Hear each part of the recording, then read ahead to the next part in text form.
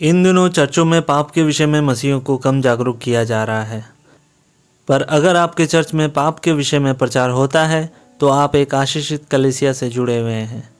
पाप के विषय में हमें गहराइयों से जानने की आवश्यकता है, क्योंकि मेरी सबसे बड़ी समस्या और आपकी सबसे बड़ी समस्या ये पाप ही है। आपके जीवन की सबसे बड़ी समस्या शैतान नहीं है। आपने अय्यूब के जीवन से सीखा होगा, शैतान हमें फिजिकली तब हानि पहुंचा सकता है जब परमेश्वर उसे अलाउ करते हैं। अगर परमेश्वर उसे अलाउ करेंगे तो ही वो आपको छू पाएगा। अगर बात करें पाप की तो ये उससे अलग है। पाप करना आपके शारीरिक स्वभाव में ही है। पाप आपको कभी भी टच कर सकता है बिना किसी परमिशन के। क्या आप जानते हैं पाप आपको गहराइयों में ले जाता है। ये पाप का ही नेचर है जो मनुष्य की इच्छा ना होने पर भी उसे गहरी संकट में डालती है। मैं एक आपसे इंसिडेंट शेयर करता हूँ।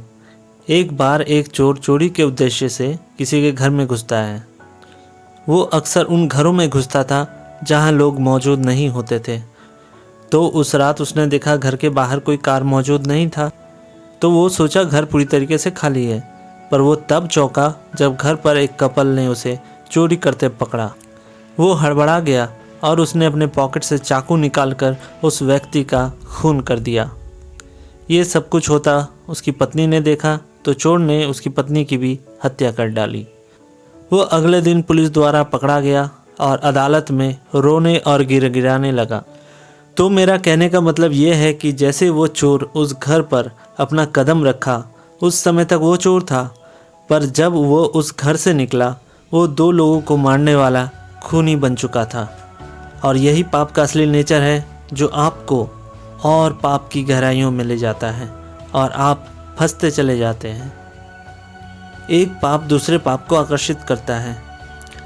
ये पाप का स्वभाव आपको काफ़ी दूर लेके चला जाता है।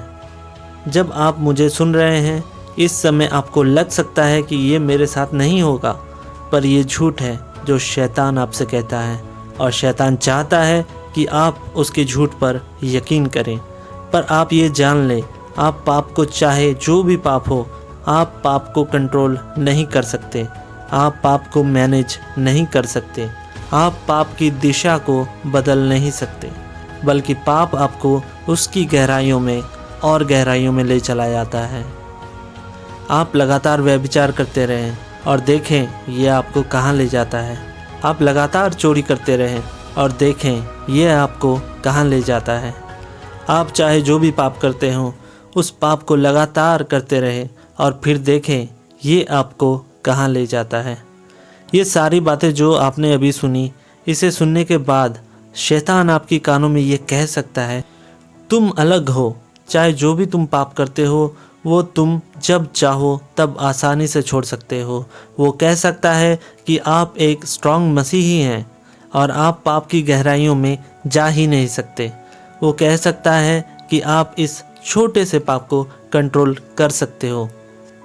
और अगर आप उसकी बातों से सहमत होते हैं कि मैं पाप को कभी भी कंट्रोल कर सकता हूँ, ये तो बस एक छोटी सी पाप है, तो मैं आपको बता दूँ, भजन संहिता लिखने वाला दाऊद, जो कि खुदा का बंदा था, वो खुदा को जानता था।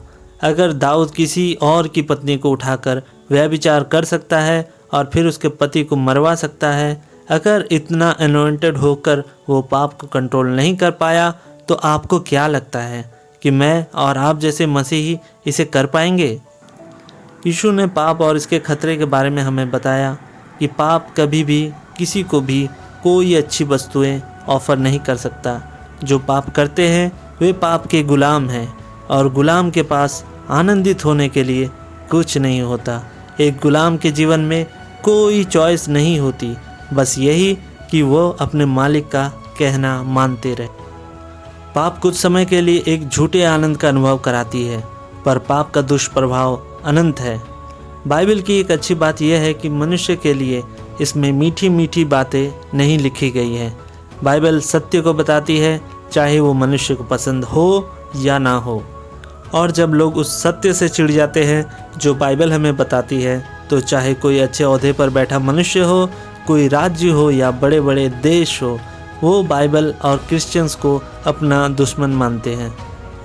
रोमियो की पत्री 6:23। क्योंकि पाप की मजदूरी तो मृत्यु है, परंतु परमेश्वर का वरदान हमारे प्रभु मसीह यीशु में अनंत जीवन है।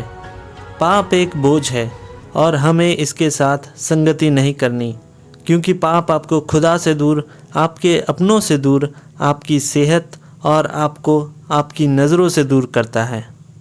पाप की हमेशा कीमत देनी होती है। यह कीमत बीमारियों के रूप में, आर्थिक संकट के रूप में या बिगड़े हुए संबंधों के रूप में कुछ भी हो सकती है। पर आप निराश ना हो, क्योंकि आपके पास यीशु मसीह है। बाइबल कहती है, क्योंकि जब हम पापी ही थे, मसीही हमारे खातिर मरा।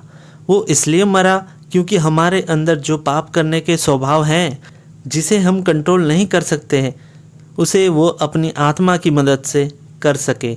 और यही तो सुसमाचार है कि जिस पाप की सज़ा हमें मिलनी चाहिए, उसे मसीह ने खुद सहा, ताकि हम नष्ट न हो और उस यीशु मसीह पर विश्वास करें जो हमें अनंत जीवन देता है।